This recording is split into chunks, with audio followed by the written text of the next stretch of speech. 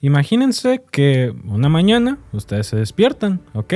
Abren la ventana, es una hermosa mañana con la bruma cubriendo toda la ciudad. Pero ¿qué pensarían si les dijéramos que esa bruma no es natural? Que fue creada a propósito. Y lo que en realidad están aspirando es una nube tóxica, cancerígena y, sobre todo, diseñada por su propio gobierno para envenenarlos sin que ustedes lo sepan. Bueno, esa es la historia que vamos a contarles y no es ciencia ficción. Esto pasó y esto pasó en los Estados Unidos también y no solo fue una vez. El ejército loció deliberadamente a múltiples civiles durante décadas con químicos peligrosos, como parte de experimentos secretos durante la Guerra Fría, y nadie les preguntó si querían ser parte de esto. No, nadie les advirtió, nadie les ha pedido perdón tan siquiera. Lo que vamos a contar hoy es tan escalofriante como es real, amigos.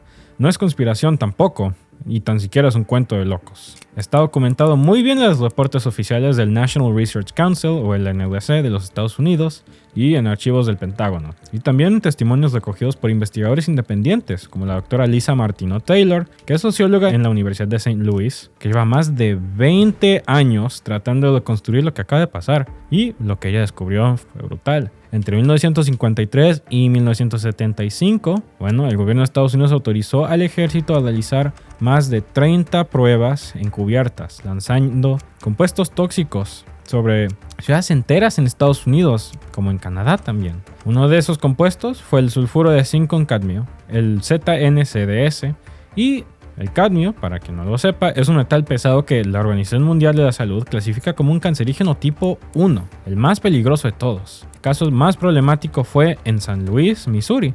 Hay un barrio obrero llamado Pruitt Eagle, que en los años 50 era un enorme complejo de vivienda pública con más de 10,000 personas, en su mayoría familias afroamericanas de bajos ingresos, debería agregar. El gobierno instaló dispositivos en los tejados y usaron camiones especiales para rociar una niebla blanca espesa que tenía un olor penetrante y nauseabundo. Lo hicieron durante años, no días, años. La idea era simular cómo se propagaría una nube tóxica en caso de que la Unión Soviética lanzara un ataque biológico contra una ciudad, como Moscú. Y San Luis fue elegida porque, según los documentos de la NRC, su morfología urbana y densidad poblacional eran análogas de una ciudad soviética. O sea, escogieron una ciudad en Estados Unidos, una ciudad estadounidense, para ver cómo moriría una ciudad soviética. Déjenme decirles qué es lo peor. Que estas pruebas no fueron simbólicas ni pequeñas, no. En un documento desclasificado del Departamento de Defensa, fechado en 1994, se admitió que el ejército libre aproximadamente 16 kilos de ZNCDS, 16 kilos, en distintas zonas de San Luis entre 1956 y 1964. 16 kilos fueron desatados sobre estas zonas. Para que se den una idea, estamos hablando de cientos de miles de microgramos de un compuesto que, al inhalarse repetidamente, puede acumularse en los pulmones y órganos vitales. El NRC incluso admite que exposiciones prolongadas al ZNCDS en concentraciones suficientemente altas pueden causar cáncer de pulmón, insuficiencia renal y daño óseo irreversible. Y lo más escalofriante no es solo el hecho de que lo hayan hecho en el primer lugar, absolutamente no. Es que lo hicieron sin informar absolutamente a nadie, ni a los alcaldes, ni a los médicos y mucho menos a los habitantes. No hubo nada de consentimiento en esto. No hubo monitoreo, no hubo atención médica posterior, simplemente lo hicieron y después desaparecieron. Y claro, los efectos empezaron a aparecer años más tarde. Dolores crónicos, tumores, enfermedades respiratorias, extrañas convulsiones en bebés y, último pero no mínimo, cáncer. Mucho cáncer. Ben Phillips, uno de los sobrevivientes de Pruitt Eagle, recuerda que su hermano tuvo convulsiones antes de cumplir apenas 2 años. 2 años. Convulsiones que desaparecieron por completo cuando la familia se mudó del barrio. A él mismo le extirparon un tumor del oído y empezó a conectar los puntos cuando notó que la mayoría de sus amigos, sus padres, murieron jóvenes, casi todos por cáncer. Otro testigo, James Caldwell, fue diagnosticado con un tipo raro de linfoma asociado a una mutación cromosómica que no existe en su familia.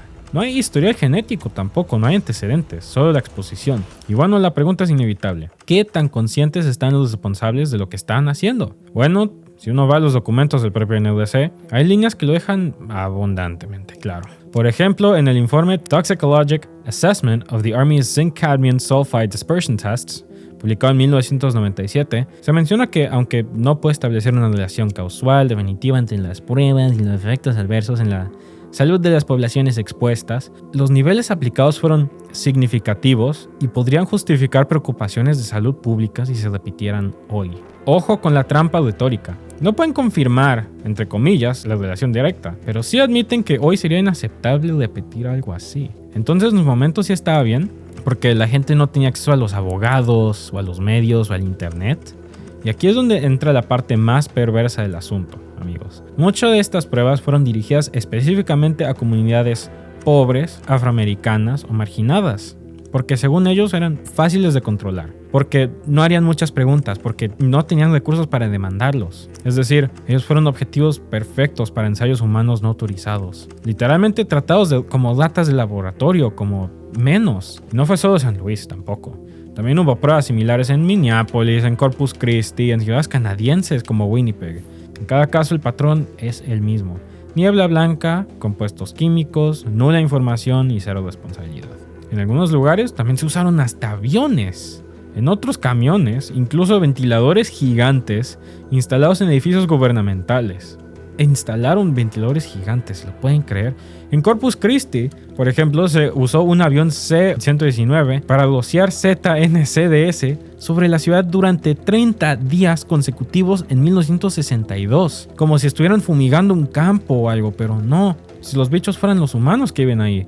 Lisa Martino Taylor, la socióloga que ha documentado todo esto, ella logró desenterrar memorandos del Pentágono donde se habla abiertamente de estas pruebas como parte de un programa para evaluar vulnerabilidades de ciudades ante armas químicas radioactivas. Ella sostiene que hay evidencias circunstanciales de que no solo se usó cadmio, sino también materiales radioactivos como el torio 232. Pero claro, ahí ya estamos hablando de secretos del estado más profundos, con documentos que siguen sellados o simplemente han desaparecido del Archivo Nacional, cosas que no nos quieren revelar hasta hoy, más de 50 años después. Eso es loco. Y eso nos lleva al presente. Ya han pasado más de 60 años. Muchos de los afectados, lamentablemente, ya fallecieron, ya murieron, y sus hijos siguen luchando para que el gobierno al menos reconozca lo que pasó. No piden millones, ellos solo piden la verdad. Piden que no los tilden como locos. Piden que se abra el debate público sobre los experimentos encubiertos que el Estado estaba haciendo contra su propia gente.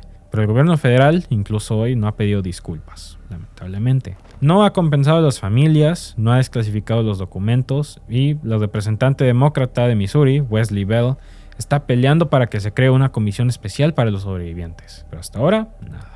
Y aquí es donde vale la pena hacernos una pausa seria, ya fuera de las bromas y todo. Porque esta historia no es solo un caso histórico más. No es solo una anécdota oscura de la Guerra Fría, tampoco. Esto es una advertencia. Es un recordatorio de lo que los gobiernos son capaces de hacer cuando creen que nadie les está mirando. De cómo la lógica del enemigo externo, el comunismo, la amenaza soviética, el terrorismo, la droga, lo que ustedes quieran, puede justificar las peores decisiones internas. Y de cómo los más vulnerables siempre pagan el precio más alto. Siempre serían nuestros inmigrantes, la gente sin hogar, la gente pobre.